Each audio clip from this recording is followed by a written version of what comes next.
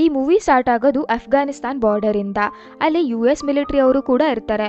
ಮತ್ತು ಇವರೆಲ್ಲ ಒಬ್ಬ ವೆಪನ್ ಡೀಲರ್ಗೋಸ್ಕರ ವೇಟ್ ಮಾಡ್ತಾ ಇರ್ತಾರೆ. ಮತ್ತು ಅವನ ಹೆಸರು ಟಾನಿ. ಸ್ವಲ್ಪ ಹೊತ್ತಾದ್ಮೇಲೆ ಟಾನಿ ಅಲ್ಲಿಗೆ ಬರ್ತಾನೆ. ಅವನು ಮಿಲಿಟರಿ ಅವರಿಗೆ ಒಂದು ಮಿಸೈಲ್ನ ತೋರಿಸ್ತಾನೆ ಮತ್ತು ಹೇಳ್ತಾನೆ, ಇದನ್ನ ನಾವೇ ಕ್ರಿಯೇಟ್ ಮಾಡಿದ್ದು, ಇದು ಸಿಕ್ಕಾಪಟ್ಟೆ ಪವರ್ಫುಲ್ ಜೊತೆಗೆ ಡೇಂಜರಸ್ ಕೂಡ, ಇದು ಒಂದು ಮಿಸೈಲ್ ಸಾಕು ಪೂರ್ತಿ ಕಂಟ್ರಿನ ಡಿಸ್ಟ್ರಾಯ್ ಮಾಡೋದಕ್ಕೆ ಅಂತ ಹೇಳ್ತಾನೆ. ಆಮೇಲೆ ಮಿಲಿಟರಿ ಅವರು ಆ ಮಿಸೈಲ್ನ ಟೆಸ್ಟ್ ಮಾಡ್ತಾರೆ. ಬೈ ದ ವೇ, ಟೋನಿ ಇಲ್ಲಿಗೆ ಆರ್ಮಿ ಜೊತೆ ಒಂದು ಡೀಲ್ ಮಾಡೋದಕ್ಕೆ ಅಂತ ಬಂದಿದ್ದ. ಈ ಡೀಲಿಂದ ಅವ್ನು ಸಿಕ್ಕಾಪಟ್ಟೆ ರಿಚ್ ಕೂಡ ಆಗ್ತಿದ್ದ. ಈ ಟೆಸ್ಟಿಂಗ್ ಆಗ್ತಿದ್ದ ಹಾಗೇನೆ ಟೋನಿ ಅಲ್ಲಿಂದ ಹೊರಟ್ಬಿಡ್ತಾನೆ. ಅಷ್ಟರಲ್ಲೇ ಟೋನಿ ಕಾರ್ ಮೇಲೆ ಯಾರೋ ಅಟ್ಯಾಕ್ ಮಾಡ್ತಾರೆ, ಫೈರಿಂಗ್ ಮಾಡ್ತಾರೆ. ಟೋನಿ ಜೊತೆ ಇದ್ದಂಥ ಎಲ್ಲ ಆರ್ಮಿಯವರು ಕೂಡ ಅವನಿಗೆ ಕಾಪಾಡಬೇಕು ಅಂತ ತುಂಬಾನೇ ಟ್ರೈ ಮಾಡ್ತಾರೆ. ಆದರೆ ಅವರು ಆರ್ಮಿಯವರು ಎಲ್ಲರನ್ನೂ ಕೂಡ ಶೂಟ್ ಮಾಡಿ ಸಾಯಿಸ್ಬಿಡ್ತಾರೆ. ಟೋನಿ ಅವನ ಜೀವ ಉಳಿಸ್ಕೊಳ್ಳೋದಕ್ಕೆ ಅಂತ ಅಲ್ಲಿಂದ ದೂರ ಏನೋ ಬರ್ತಾನೆ. ಆದರೆ ಅಲ್ಲಿ ಅವನದೇ ಕಂಪನಿಯ ಒಂದು ಬಾಂಬ್ ಇರುತ್ತೆ ಮತ್ತು ಅದು ಎಕ್ಸ್ಪ್ಲೋಡ್ ಆದಾಗ ಟೋನಿ ಸಿಕ್ಕಾಪಟ್ಟೆ ಇಂಜರ್ಡ್ ಆಗ್ತಾನೆ. ಇಲ್ಲಿ ಕತೆ ಒಂದಿನ ಹಿಂದಕ್ಕೆ ಹೋಗುತ್ತೆ. ಟೋನಿಗೆ ಬೆಸ್ಟ್ ವೆಪನ್ ಮೇಕರ್ ಅನ್ನೋ ಅವಾರ್ಡ್ ಸಿಗ್ತಾ ಇರುತ್ತೆ. ಇವ್ನು ನಡೆಸ್ತಾ ಇದ್ದಂಥ ಈ ಕಂಪನಿನ ಸ್ಟಾರ್ಟ್ ಮಾಡಿದ್ದು ಇವನ್ ತಂದೆ ಮತ್ತೆ ಅವರೊಬ್ರು ಫ್ರೆಂಡ್. ಈ ಅವಾರ್ಡ್ ತಗೊಳ್ತಾ ಇರಬೇಕಾದ್ರೆ ಟೋನಿ ಆ ಜಾಗದಲ್ಲಿ ಇರೋದಿಲ್ಲ. ಅವನ ಬದಲಿಗೆ ಬೇರೆ ಯಾರು ಆ ಅವಾರ್ಡನ್ನ ತಗೊಳ್ತಾರೆ. ಆಕ್ಚುಲಿ ಟೋನಿ ಇದ್ದಿದ್ದು ಕಸಿನೋನಲ್ಲಿ. ಅವನ ಪರವಾಗಿ ಅವಾರ್ಡ್ ತಗೊಂಡಿದ್ದಂಥ ಆ ವ್ಯಕ್ತಿ ಕಸಿನೋಗೆ ಬಂದು ಟೋನಿಗೆ ಅವಾರ್ಡ್ನ ಕೊಡ್ತಾನೆ.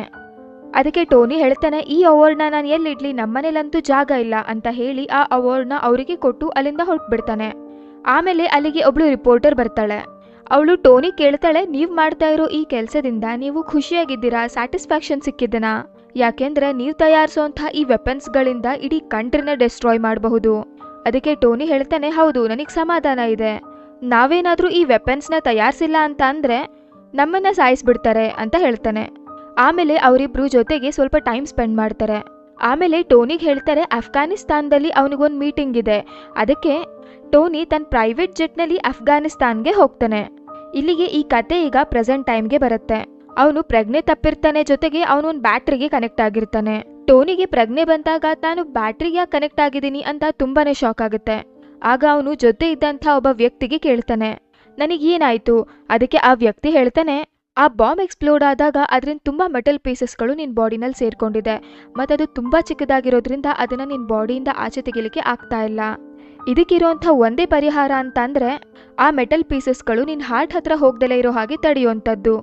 ಅದಕ್ಕೆ ಎಲೆಕ್ಟ್ರೋಮ್ಯಾಗ್ನೆಟಿಕ್ ವೇವ್ಸ್ನ ಯೂಸ್ ಮಾಡಿದೀವಿ, ನೀನೇನು ಹೆದರೋದು ಬೇಡ ಅಂತ ಹೇಳ್ತಾನೆ. ಆಕ್ಚುಲಿ ಟೋನಿನ ಟೆರರಿಸ್ಟ್ಗಳು ಕಿಡ್ನಾಪ್ ಮಾಡಿರ್ತಾರೆ. ಆ ಟೆರರಿಸ್ಟ್ ಗ್ರೂಪ್ನ ಲೀಡರ್ ಬರ್ತಾನೆ ಮತ್ತು ಅವನು ಟೋನಿಗೆ ಹೇಳ್ತಾನೆ, ನಾನು ನಿನ್ನ ಕಿಡ್ನಾಪ್ ಮಾಡಿ ಇಲ್ಲಿ ಕರ್ಕೊಂಡು ಬಂದಿದ್ದು ಯಾಕೆ ಅಂತ ಅಂದರೆ ನನಗೆ ನೀನು ಮಾಡಿದಂಥ ವೆಪನ್ಸ್ಗಳು ಮಿಸೈಲ್ಸ್ಗಳು ತುಂಬಾ ಇಷ್ಟ ಆಗಿದೆ. ಮತ್ತು US ಮಿಲಿಟರಿ ಅವರು ನಮ್ಮ ಬಾರ್ಡರ್ನ ಆಕ್ಯುಪೈ ಮಾಡಿದ್ದಾರೆ.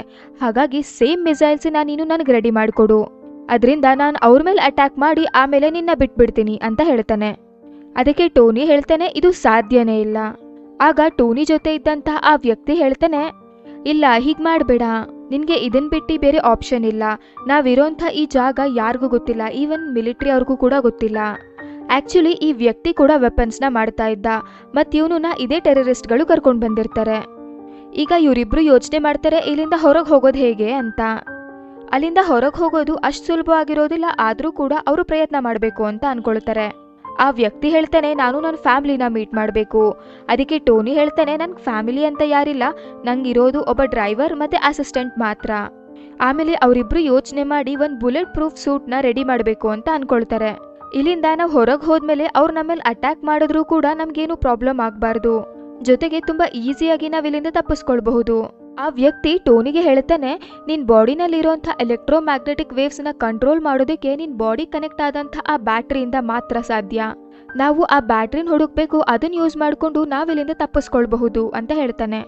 ಮತ್ತೆ ಆ ಬುಲೆಟ್ ಪ್ರೂಫ್ ಸೂಟ್ನ ರನ್ ಮಾಡೋದಕ್ಕೆ ಇವರಿಗೆ ಹೈ ಪವರ್ನ ಅವಶ್ಯಕತೆ ಇರುತ್ತೆ. ಮತ್ತು ಆ ಕಡೆ ಟೆರರಿಸ್ಟ್ ಗ್ರೂಪ್ನ ಲೀಡರ್ ಅನ್ಕೊಂಡಿರ್ತಾನೆ, ಇವನು ಮಿಸೈಲ್ನ ರೆಡಿ ಮಾಡ್ತಾ ಇದ್ದಾನೆ ಅಂತ. ಹಾಗಾಗಿ ಅವ್ರು ಕೇಳೋಂಥ ಮೆಟೀರಿಯಲ್ಸ್ನೆಲ್ಲ ಇವರು ತಂದು ಕೊಡ್ತಾ ಇರ್ತಾನೆ. ಯಾಕೆಂದ್ರೆ ಇವನಿಗೆ ಗೊತ್ತಿರೋದಿಲ್ಲ ಮಿಸೈಲ್ನ ರೆಡಿ ಮಾಡೋದಕ್ಕೆ ಯಾವ ಮೆಟೀರಿಯಲ್ಸ್ ಬೇಕು ಅಂತ.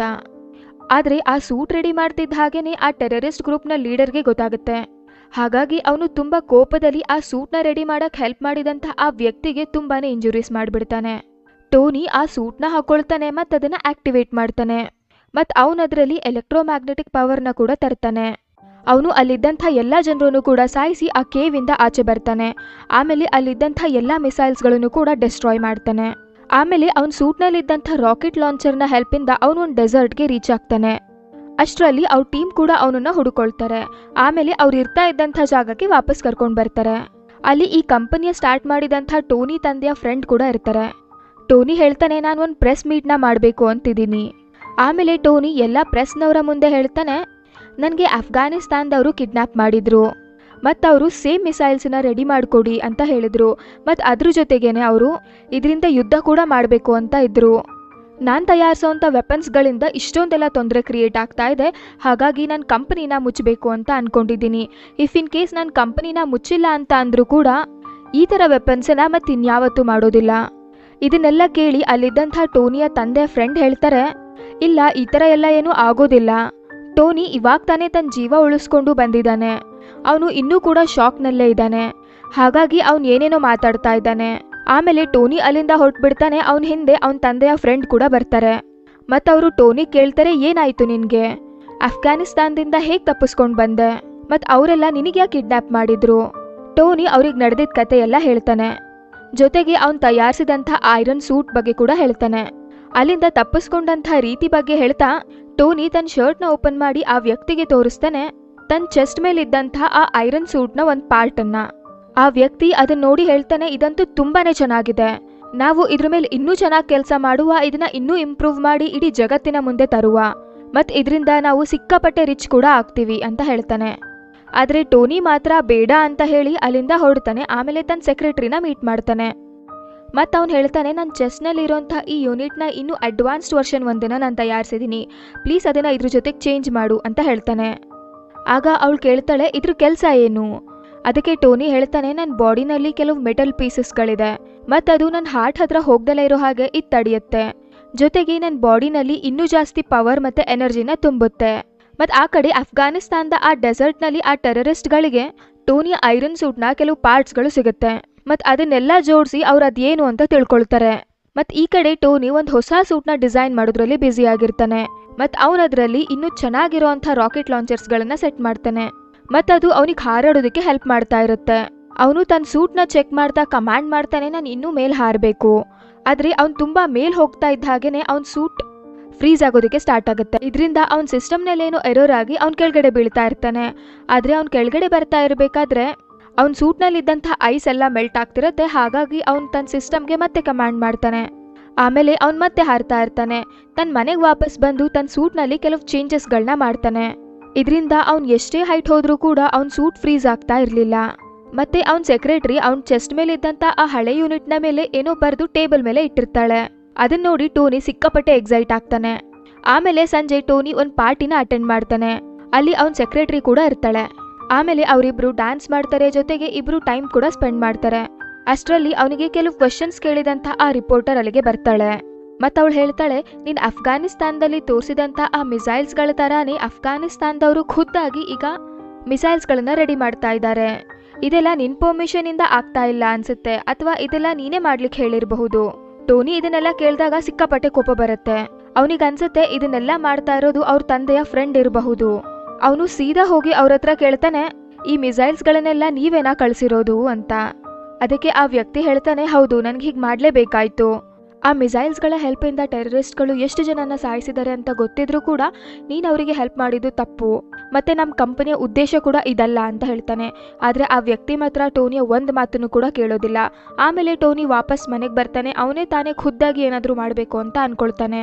ಅವನು ತನ್ನ ಸೂಟನ್ನು ಇನ್ನೂ ಅಡ್ವಾನ್ಸ್ಡ್ ಆಗಿ ಮಾಡ್ತಾನೆ. ಅದರಲ್ಲಿ ಎಲ್ಲ ಥರ ಟೆಕ್ನಾಲಜೀಸ್, ಫೈರಿಂಗ್, ರಾಕೆಟ್ ಲಾಂಚಿಂಗ್, ಎಲ್ಲ ಥರ ಟೆಕ್ನಾಲಜೀಸ್ನು ಕೂಡ ಇನ್ಕ್ಲೂಡ್ ಮಾಡ್ತಾನೆ. ಆಮೇಲೆ ಅವನು ಆ ಸೂಟ್ನ ಹಾಕ್ಕೊಂಡು ಅಫ್ಘಾನಿಸ್ತಾನ್ಗೆ ಹೋಗ್ತಾನೆ. ಅಲ್ಲಿರುವಂಥ ಎಲ್ಲ ಟೆರರಿಸ್ಟ್ಗಳ ಜೊತೆ ಮತ್ತು ಆ ಒಂದು ಲೀಡರ್ ಜೊತೆನೂ ಕೂಡ ಫೈಟ್ ಮಾಡ್ತಾನೆ. ಆಮೇಲೆ ಅವನು ಆ ಜಾಗಕ್ಕೆ ಒಂದು ರಾಕೆಟ್ನ ಬಿಡ್ತಾನೆ. ಅದರಿಂದ ಆ ಪ್ಲೇಸ್ ಪೂರ್ತಿಯಾಗಿ ಡೆಸ್ಟ್ರಾಯ್ ಆಗುತ್ತೆ. ಮತ್ತೆ ಇಲ್ಲಿ ಒಂದು ಎಕ್ಸ್ಪ್ಲೋಷನ್ ಆಗಿದೆ ಅಂತ ಅಲ್ಲಿಂದ ಏರ್ಫೋರ್ಸ್ಗೂ ಕೂಡ ಗೊತ್ತಾಗುತ್ತೆ. ಆದರೆ ಅವ್ರು ಯಾರು ಐರನ್ ಮ್ಯಾನನ್ನ ಹುಡುಕ್ಲಿಕ್ಕೆ ಆಗೋದಿಲ್ಲ. ಆಮೇಲೆ ಟೋನಿ ಅವನ ಫ್ರೆಂಡ್ ಅಂದರೆ ಕಸಿನೋನಲ್ಲಿ ಅವನಿಗೆ ಅವಾರ್ಡ್ ವಾಪಸ್ ಕೊಡಬೇಕು ಅಂತ ಬಂದಿದ್ದ ಆ ಫ್ರೆಂಡ್ಗೆ ಕಾಲ್ ಮಾಡ್ತಾನೆ. ಅವನು ಹೇಳ್ತಾನೆ, ಈ ಎಕ್ಸ್ಪ್ಲೋಷನ್ ಮಾಡಿದ್ದು ನಾನೇ, ಈ ವಿಷಯನ ನೀನು ನೋಡ್ಕೋ ಅಂತ ಹೇಳ್ತಾನೆ. ಅವನ ಫ್ರೆಂಡಿಗೆ ಈ ಎಕ್ಸ್ಪ್ಲೋಷನ್ ಬಗ್ಗೆ ಕೇಳಿದಾಗ ಅವನು ಹೇಳ್ತಾನೆ, ಇದು ಎಲ್ಲ ಶತ್ರುಗಳು ಕೂಡ ಸೇರ್ಕೊಂಡು ಮಾಡಿರುವಂಥ ಕೆಲಸ ಆಗಿರ್ಬೋದು ಅಂತ ಹೇಳ್ತಾನೆ. ಅಂದರೆ ಈ ಕೆಲಸ ಟೋನಿದು ಅಂತ ಅವನು ಬಿಟ್ಕೊಡೋದಿಲ್ಲ. ಈ ವಿಷಯ ಟೋನಿಯ ತಂದೆ ಫ್ರೆಂಡಿಗೆ ಗೊತ್ತಾದಾಗ ಅವನಿಗೆ ತುಂಬ ಶಾಕ್ ಆಗುತ್ತೆ. ಈ ರೀತಿ ಅಟ್ಯಾಕ್ ಮಾಡಿ ಮಾಯ ಆಗ್ಲಿಕ್ಕೆ ಹೇಗೆ ಸಾಧ್ಯ ಅಂತ. ಹಾಗಾಗಿ ಅವನು ಸೀದಾ ಅಫ್ಘಾನಿಸ್ತಾನ್ಗೆ ಹೋಗ್ತಾನೆ. ಅಲ್ಲಿನ ಟೆರರಿಸ್ಟ್ಗಳಿಗೆ ಕೇಳ್ತಾನೆ. ಆ ಟೆರರಿಸ್ಟ್ಗಳು ಹೇಳ್ತಾರೆ, ಈ ಕೆಲಸ ಯಾರ್ದು ಅಂತ ನಮಗೆ ಗೊತ್ತು, ಆದರೆ ಪೂರ್ತಿಯಾಗಿ ಇದ್ರ ಬಗ್ಗೆ ತಿಳಿಯೋ ತನಕ ನಾವು ಇದ್ರ ಬಗ್ಗೆ ಏನು ಮಾತಾಡೋದಿಲ್ಲ ಅಂತ ಹೇಳ್ತಾರೆ. ಇದು ಐರನ್ ಮ್ಯಾನೇ ಆಗಿರ್ಬೋದು, ಯಾಕೆಂದ್ರೆ ಡೆಸರ್ಟಿಂದ ನಮಗೆ ಅವನ ಸೂಟ್ನ ಕೆಲವು ಪೀಸಸ್ಗಳು ಸಿಕ್ಕಿದೆ. ಆ ಟೆರರಿಸ್ಟ್ ಹೇಳ್ತಾನೆ, ನೀನೇನಾದ್ರೂ ನನಗೆ ದುಡ್ಡು ಕೊಟ್ಟೆ ಅಂತ ಅಂದ್ರೆ ಆ ಸೂಟ್ನ ಡಿಸೈನ್ ಏನು ಅಂತ ನಾನು ಹೇಳ್ತೀನಿ. ಆದರೆ ಟೋನಿ ತಂದೆಯ ಫ್ರೆಂಡ್ ಅವ್ರಿಗೆಲ್ಲ ಹೆದರಿಸಿ ಆ ಸೂಟ್ನ ತಗೊಂಡು ಅಲ್ಲಿಂದ ಬರ್ತಾನೆ. ಮತ್ತು ಈ ಕಡೆ ಟೋನಿಗೆ ಗೊತ್ತಾಗತ್ತೆ ಅವನ ಹಳೆ ಡ್ರೆಸ್ ಯಾರೋ ಕದ್ದಿದ್ದಾರೆ ಅಂತ. ಅವನು ತನ್ನ ಸೆಕ್ರೆಟರಿ ಹತ್ರ ಹೋಗಿ ಹೇಳ್ತಾನೆ, ಹೇಗಾದ್ರೂ ಮಾಡಿ ನಾನು ಇದನ್ನು ತಡಿಲೇಬೇಕು, ಈ ವಿಷಯ ಎಲ್ಲ ಕಡೆ ಲೀಕ್ ಆಗಬಾರ್ದು, ಮತ್ತೆ ಅವರು ನನ್ನ ಹೆಸರನ್ನ ಯೂಸ್ ಮಾಡಿಕೊಂಡು ಎಲ್ಲ ಕಡೆ ಡಿಸ್ಟ್ರಕ್ಷನ್ ಮಾಡೋದು ನನಗಿಷ್ಟ ಇಲ್ಲ. ಇದನ್ನೆಲ್ಲ ಕೇಳಿದ್ಮೇಲೆ ಆ ಸೆಕ್ರೆಟರಿ ಟೋನಿ ತಂದೆಯ ಫ್ರೆಂಡ್ನ ಆಫೀಸ್ಗೆ ಹೋಗ್ತಾಳೆ ಮತ್ತು ಅಲ್ಲಿನ ಕಂಪ್ಯೂಟರಿಂದ ಎಲ್ಲ ಡಾಟಾನ ಕೂಡ ಕಾಪಿ ಮಾಡ್ಕೊಳ್ತಾ ಇರ್ತಾಳೆ. ಆಗ ಅವಳಿಗೆ ಗೊತ್ತಾಗುತ್ತೆ ಟೋನಿನ ಕಿಡ್ನಾಪ್ ಮಾಡಿದಂಥ ವ್ಯಕ್ತಿ ಇವನೇ ಅಂತ. ಯಾಕೆಂದ್ರೆ ಇವನಿಗೆ ಇಷ್ಟ ಇರಲಿಲ್ಲ ಟೋನಿಯ ಶೇರ್ ಈ ಕಂಪನಿನಲ್ಲಿ ಇರೋದು. ಇದನ್ನೆಲ್ಲ ನೋಡಿದ್ಮೇಲೆ ಅವಳಿಗೆ ತುಂಬಾನೇ ಶಾಕ್ ಆಗುತ್ತೆ. ಅವಳಲ್ಲಿಂದ ಹೊರಡ್ತಾ ಇರಬೇಕಾದ್ರೆ ಅದೇ ವ್ಯಕ್ತಿ ಅಂದ್ರೆ ಟೋನಿಯ ತಂದೆಯ ಫ್ರೆಂಡ್ ಅಲ್ಲಿಗೆ ಬರ್ತಾನೆ. ಅವಳು ಅವನನ್ನ ಹಾಗೆ ಮಾತಿನಲ್ಲಿ ಡಿಸ್ಟ್ರಾಕ್ಟ್ ಮಾಡಿ ಅಲ್ಲಿಂದ ಹೊರಟ್ಬಿಡ್ತಾಳೆ. ಆದ್ರೆ ಆ ವ್ಯಕ್ತಿ ಕೂಡ ಅಷ್ಟೊಂದೇನು ದಡ್ಡ ಇರಲಿಲ್ಲ. ಅವನಿಗೆ ಗೊತ್ತಾಗತ್ತೆ ಅವನ ಕಂಪ್ಯೂಟರಿಂದ ಎಲ್ಲ ಡಾಟಾ ಕಾಪಿ ಮಾಡ್ಕೊಂಡಿದ್ದಾಳೆ ಅಂತ. ಅವಳು ಆ ಡಾಟಾನೆಲ್ಲ ಕಾಪಿ ಮಾಡ್ಕೊಂಡು ಅಲ್ಲಿಂದ ಹೋಗ್ತಾ ಇರಬೇಕಾದ್ರೆ ಅಲ್ಲಿಗೆ ಒಬ್ಬ ವ್ಯಕ್ತಿ ಬರ್ತಾನೆ. ಅವ್ನು ಕೇಳ್ತಾನೆ, ನಿಮ್ಗೆ ಟೋನಿ ಗೊತ್ತಲ್ವಾ, ಪ್ಲೀಸ್ ನನಗೆ ಅವನ ಜೊತೆ ಒಂದು ಮೀಟಿಂಗ್ನ ಫಿಕ್ಸ್ ಮಾಡಿ ಇಂಟರ್ವ್ಯೂ ಮಾಡೋದಕ್ಕೆ ಅಂತ ಹೇಳ್ತಾನೆ. ಈ ಕಡೆ ಟೋನಿ ತಂದೆಯ ಫ್ರೆಂಡಿಗೆ ತುಂಬಾ ವಿಚಿತ್ರವಾಗಿ ಫೀಲ್ ಆಗ್ತಾ ಇರತ್ತೆ. ಯಾಕೆಂದ್ರೆ ಅವನಿಗಿವಾಗ ಗೊತ್ತಿತ್ತು ಟೋನಿ ಇವಾಗ ಎಷ್ಟು ಪವರ್ಫುಲ್ ಆಗಿದ್ದಾನೆ, ಜೊತೆಗೆ ಈ ಕೆಲಸಗಳ ಹಿಂದೆ ಎಲ್ಲ ಇವನೇ ಇರೋದು ಅಂತ ಕೂಡ ಗೊತ್ತಾಗಿದೆ. ಅವನು ಕೆಲವು ಸೈಂಟಿಸ್ಟ್ಗಳಿಗೆ ಕಮಾಂಡ್ ಮಾಡಿದ್ದ ಟೋನಿ ಚೆಸ್ಟ್ನಲ್ಲಿ ಇರುವಂತಹ ಆ ಟೂಲ್ನ ರೆಡಿ ಮಾಡೋದಕ್ಕೆ. ಆದ್ರೆ ಆಶ್ಚರ್ಯ ಏನಪ್ಪಾ ಅಂತಂದ್ರೆ ಇವ್ರು ಮಾಡ್ತಾ ಇದ್ದಂಥ ಈ ಟೂಲ್ ಸೈಜ್ನಲ್ಲಿ ಸಿಕ್ಕಾಪಟ್ಟೆ ದೊಡ್ಡದಾಗಿರುತ್ತೆ. ಆದ್ರೆ ಅದು ರೆಡಿ ಆಗ್ಲಿಕ್ಕೆ ಇನ್ನೂ ಟೈಮ್ ಬೇಕಾಗಿತ್ತು. ಹಾಗಾಗಿ ಇವನು ಸಿಕ್ಕಾಪಟ್ಟೆ ಕೋಪದಲ್ಲಿ ಟೋನಿಯ ಮನೆಗೆ ಹೋಗ್ತಾನೆ. ಅವನು ಟೋನಿಯ ಬಾಡಿನ ಡಿಆಕ್ಟಿವೇಟ್ ಮಾಡ್ತಾನೆ, ಅಂದ್ರೆ ಟೋನಿಯ ಚೆಸ್ಟ್ನಲ್ಲಿದ್ದಂಥ ಆ ಟೂಲ್ನ ತೆಗಿತಾನೆ. ಇದರಿಂದ ಟೋನಿ ಸಿಕ್ಕಾಪಟ್ಟೆ ವೀಕ್ ಆಗ್ಬಿಡ್ತಾನೆ. ಯಾಕೆಂದ್ರೆ ಅದಿಲ್ದಲೆ ಅವ್ನು ಜಾಸ್ತಿ ಹೊತ್ತು ಬದುಕಿರ್ಲಿಕ್ಕೂ ಆಗ್ತಾ ಇರಲಿಲ್ಲ. ಅಷ್ಟರಲ್ಲಿ ಅವನಿಗೆ ನೆನಪಾಗತ್ತೆ ಅವನ ಸೆಕ್ರೆಟರಿ ಅವನಿಗೊಂದು ಹಳೆ ಟೂಲ್ನ ಕೂಡ ಕೊಟ್ಟಿದ್ಲು. ಅವನದನ್ನ ಹುಡುಕಿ ಬೇಗ ತನ್ನ ಚೆಸ್ಟಿಗೆ ಹಾಕೊಳ್ತಾನೆ. ಆಮೇಲೆ ಅವನು ತನ್ನ ಸೂಟ್ನ ಹಾಕೊಂಡು ರೆಡಿ ಆಗ್ತಾನೆ. ಆ ವ್ಯಕ್ತಿ ಅಂದ್ರೆ ಟೋನಿ ತಂದೆಯ ಫ್ರೆಂಡ್ ಅವನ ಟೂಲ್ನ ತಗೊಂಡು ಅಲ್ಲಿಂದ ಹೊರಟಿರ್ತಾನೆ. ಅವನು ತುಂಬಾ ದೊಡ್ಡದಾದಂಥ ಒಂದು ಐರನ್ ಜೈಂಟನ್ನ ಮಾಡಿರ್ತಾನೆ. ಅವನು ಅದಕ್ಕೆ ಐರನ್ ಮಾಂಗರ್ ಅಂತ ಹೆಸರಿಡ್ತಾನೆ. ಅವನು ಟೋನಿಯ ಚೆಸ್ಟಿಂದ ತಗೊಂಡಂಥ ಆ ಟೂಲ್ನ ಆ ಬಾಡಿಗೆ ಹಾಕ್ತಾನೆ. ಇದರಿಂದ ಅದು ಆಕ್ಟಿವೇಟ್ ಆಗುತ್ತೆ, ಜೊತೆಗೆ ಅದರಲ್ಲಿ ತುಂಬಾ ಎನರ್ಜಿ ಬರುತ್ತೆ. ಅಷ್ಟರಲ್ಲಿ ಅಲ್ಲಿಗೆ ನಿಜವಾದ ಐರನ್ ಮ್ಯಾನ್ ಕೂಡ ಬರ್ತಾನೆ. ಈಗ ಇವರಿಬ್ರು ಮಧ್ಯೆ ಫೈಟ್ ಸ್ಟಾರ್ಟ್ ಆಗುತ್ತೆ. ಹೀಗೆ ಫೈಟ್ ಮಾಡ್ತಾ ಮಾಡ್ತಾ ಇವರು ರೋಡ್ ಮೇಲೂ ಕೂಡ ಬರ್ತಾರೆ.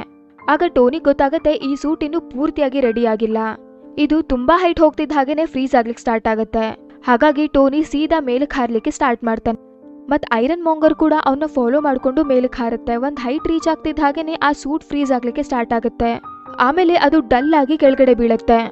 ಆದ್ರೆ ಅದು ಕೆಳಗಡೆ ಬರ್ತಿದ್ದ ಹಾಗೇನೆ ಮತ್ತೆ ಆಕ್ಟಿವೇಟ್ ಆಗಿ ಐರನ್ ಮ್ಯಾನ್ ಮೇಲೆ ಅಟ್ಯಾಕ್ ಮಾಡ್ಲಿಕ್ಕೆ ಸ್ಟಾರ್ಟ್ ಮಾಡುತ್ತೆ. ಆಮೇಲೆ ಇವರಿಬ್ರು ಸೈಂಟಿಸ್ಟ್ಗಳೆಲ್ಲ ಆ ಟೂಲ್ನ ರೆಡಿ ಮಾಡ್ತಾ ಇದ್ದಂತಹ ಲ್ಯಾಬ್ನ ಮೇಲೆ ಬಂದು ಬೀಳ್ತಾರೆ. ಐರನ್ ಮ್ಯಾನ್ ಅವನ್ ಸೆಕ್ರೆಟರಿಗೆ ಹೇಳ್ತಾನೆ, ನೀನ್ ಈ ಟೂಲ್ನ ಆಕ್ಟಿವೇಟ್ ಮಾಡು, ನಾನು ಇಲ್ಲಿಂದ ತುಂಬಾ ಬೇಗ ಹೋಗ್ಬಿಡ್ತೀನಿ. ಮತ್ತೆ ಅದರಿಂದ ಪೂರ್ತಿ ಎಫೆಕ್ಟ್ ಈ ಐರನ್ ಮಾಂಗರ್ನ ಮೇಲೆ ಬೀಳುತ್ತೆ. ಯಾಕೆಂದ್ರೆ ಐರನ್ ಮಾಂಗರಿಗೆ ಈ ವಿಷಯ ಗೊತ್ತಿರೋದಿಲ್ಲ. ಆ ಸೆಕ್ರೆಟರಿ ಕೂಡ ಅವ್ನು ಹೇಳ್ದಾಗೆ ಮಾಡ್ತಾಳೆ.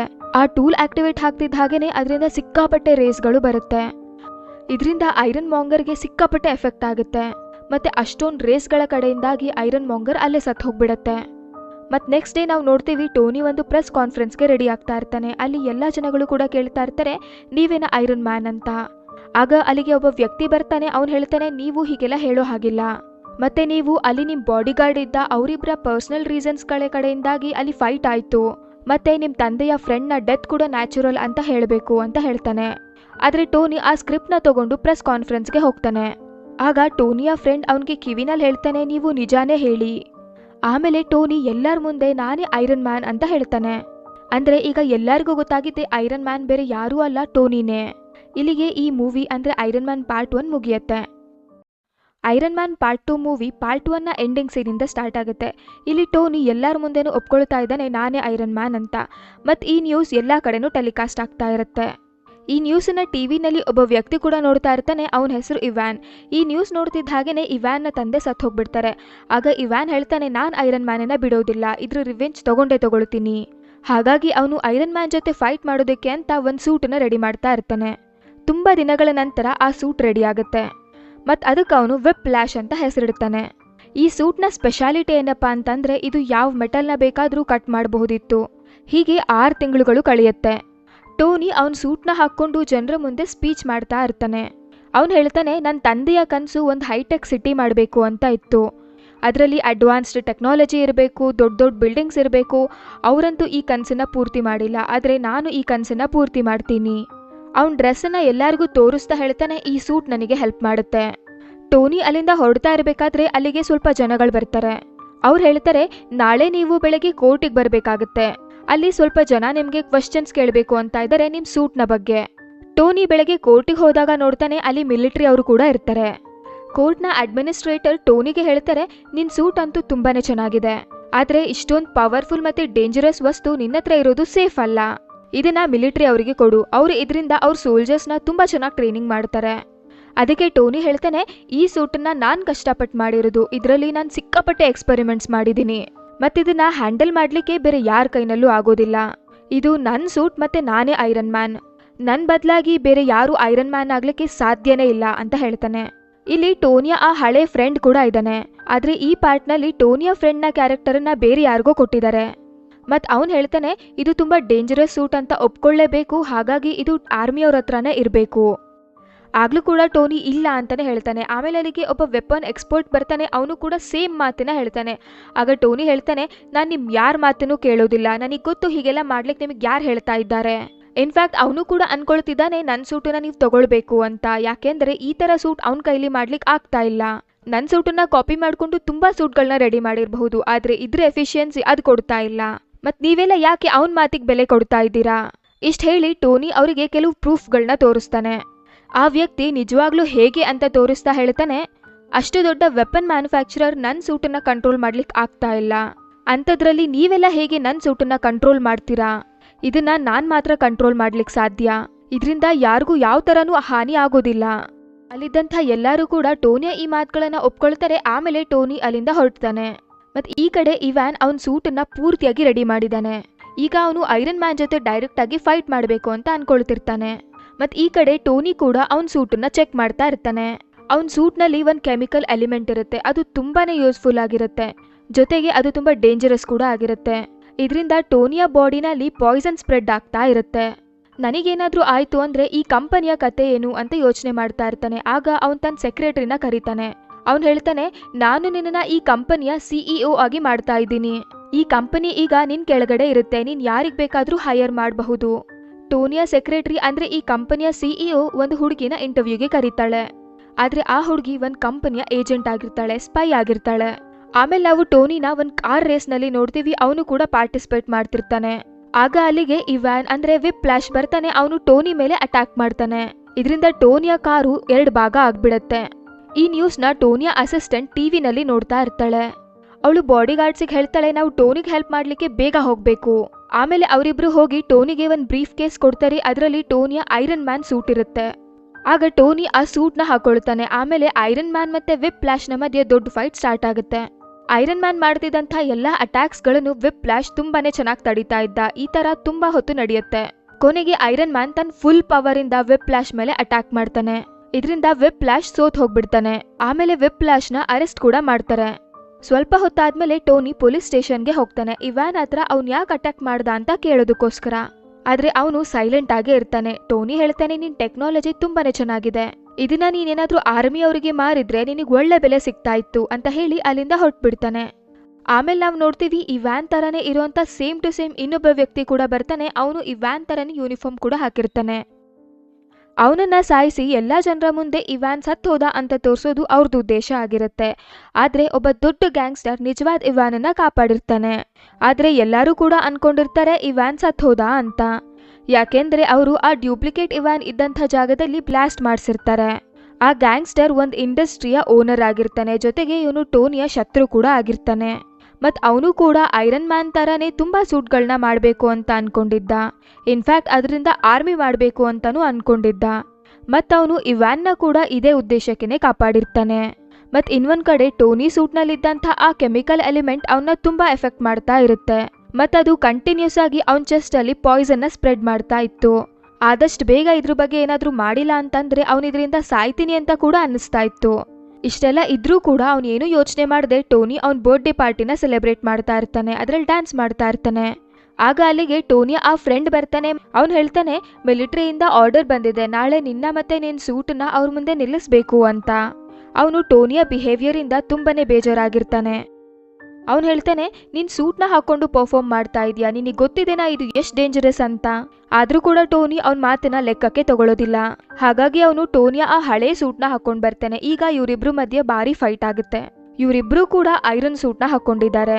ಮತ್ ಒಬ್ರನ್ನೊಬ್ರು ಸಾಯಿಸ್ಬೇಕು ಅನ್ನೋದು ಇವರಿಬ್ರದು ಉದ್ದೇಶ ಆಗಿರುತ್ತೆ. ಹಾಗಾಗಿ ಇವರಿಬ್ರು ತಮ್ಮ ಕೈಗಳಿಂದ ಲೇಸರ್ನ ಬಿಡ್ತಾರೆ. ಸೇಮ್ ಟೈಮ್ನಲ್ಲಿ ಇವರಿಬ್ರು ಲೇಸರ್ನ ಎಮಿಟ್ ಮಾಡಿದ್ರಿಂದ ಅದು ಕ್ರಾಶ್ ಆಗುತ್ತೆ. ಇದರಿಂದ ತುಂಬಾ ದೊಡ್ಡದಾದಂತಹ ಒಂದು ಬ್ಲಾಸ್ಟ್ ಆಗುತ್ತೆ. ಎಕ್ಸ್ಪ್ಲೋಷನ್ ಮತ್ತೆ ಬರ್ಡೇ ಪಾರ್ಟಿ ಆಗ್ತಿದ್ದಂಥ ಆ ಪ್ಲೇಸ್ ಆಕ್ಚುಲಿ ಟೋನಿಯ ಆಫೀಸ್ ಆಗಿರುತ್ತೆ. ಅಲ್ಲಿಂದ ಟೋನಿಯ ಹಳೆ ಸೂಟ್ನ ತಗೊಂಡು ಅವನ್ ಫ್ರೆಂಡ್ ಹೊರಟು ಬಿಡ್ತಾನೆ. ಆದ್ರೆ ಟೋನಿ ಮಾತ್ರ ಅದೇ ಮತ್ತಲ್ಲೇ ಇರ್ತಾನೆ.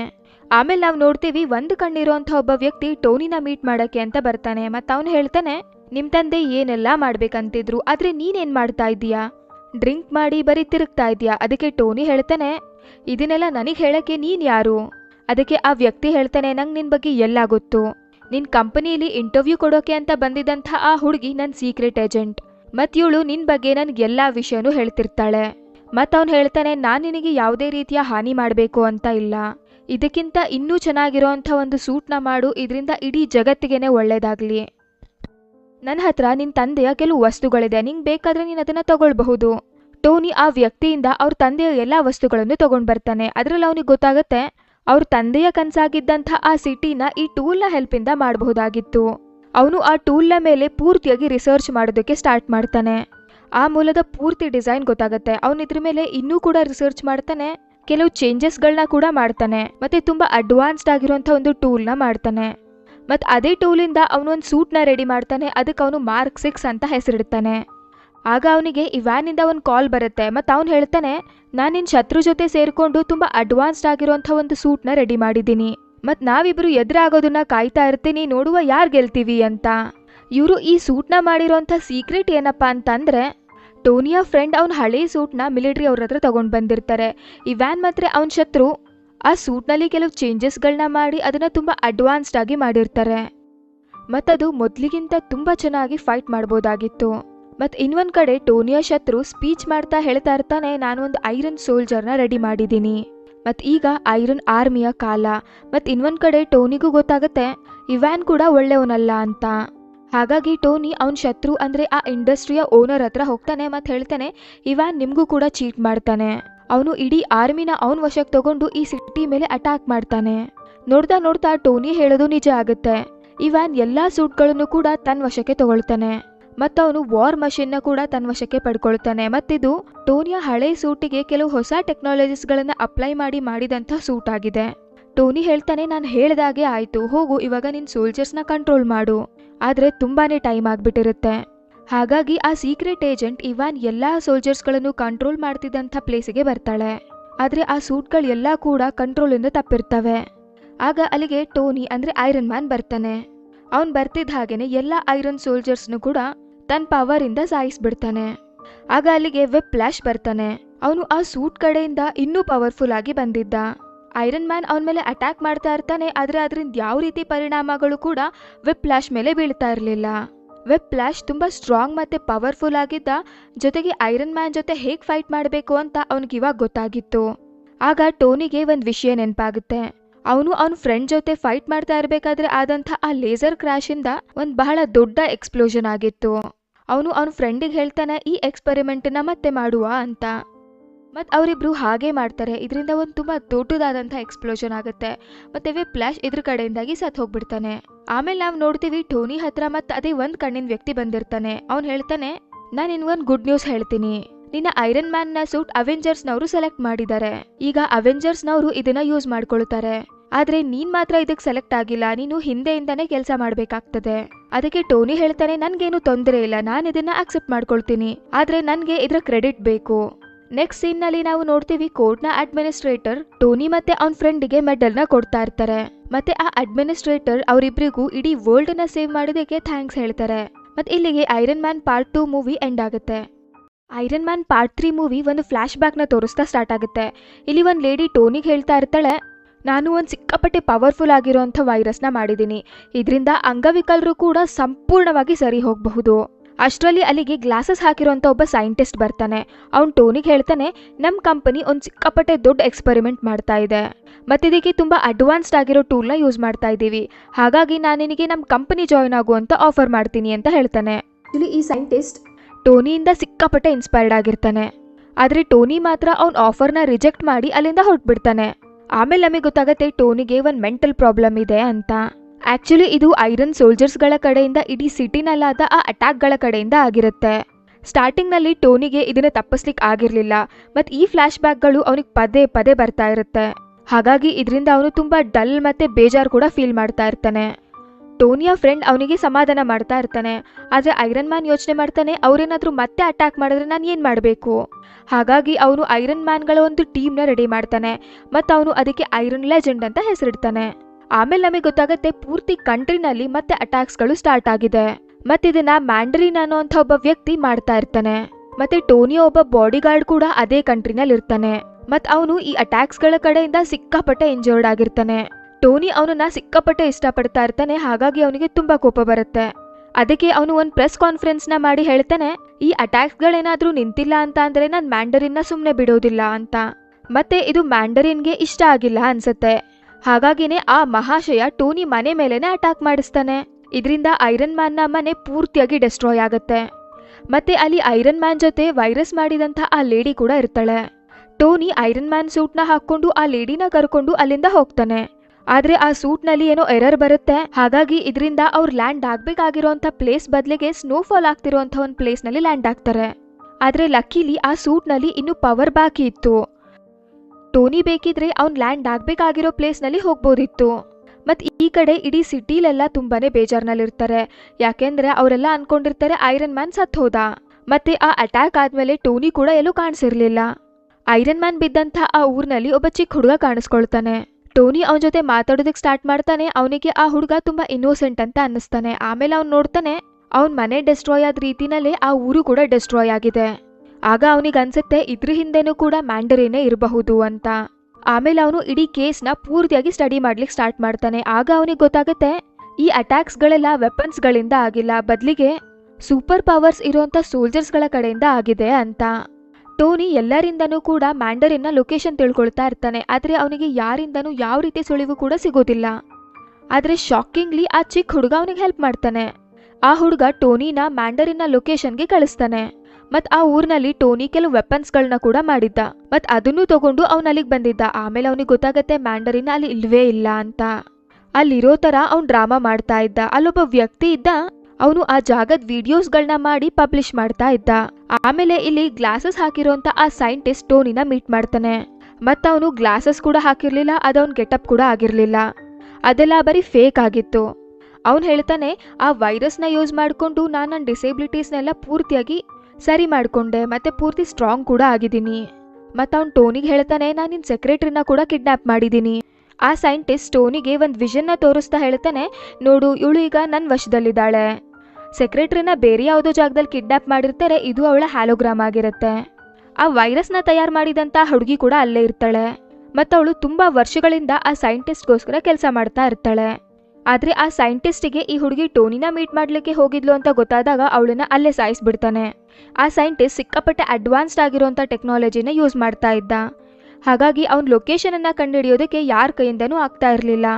ಅಲ್ಲಿ ವಾರ್ ಮಷೀನ್ ಕೂಡ ಇರುತ್ತೆ, ಅಂದರೆ ಟೋನಿಯ ಫ್ರೆಂಡ್ ಯೂಸ್ ಮಾಡ್ತಾ ಇದ್ದಂಥ ಸೂಟ್. ಆದರೆ ಇಲ್ಲಿ ಆ ಸೈಂಟಿಸ್ಟ್ ಬೇಕು ಅಂತಾನೆ ಅದ್ರ ಹೆಸರನ್ನ ಚೇಂಜ್ ಮಾಡಿರ್ತಾನೆ. ಆ ಸೈಂಟಿಸ್ಟ್ ಟೋನಿಗೆ ಇದು ಅದೇ ಡ್ರೆಸ್ ಅಂತ ಗೊತ್ತಾಗಬಾರ್ದು ಅಂತ ಹೀಗೆ ಮಾಡಿದ್ದ. ಆ ಸೈಂಟಿಸ್ಟ್ ಟೋನಿಯ ಫ್ರೆಂಡ್ ಯೂಸ್ ಮಾಡ್ತಾ ಇದ್ದಂಥ ಆ ವಾರ್ ಮಷೀನನ್ನೇ ಎತ್ಕೊಂಡು ಬಂದಿರ್ತಾನೆ.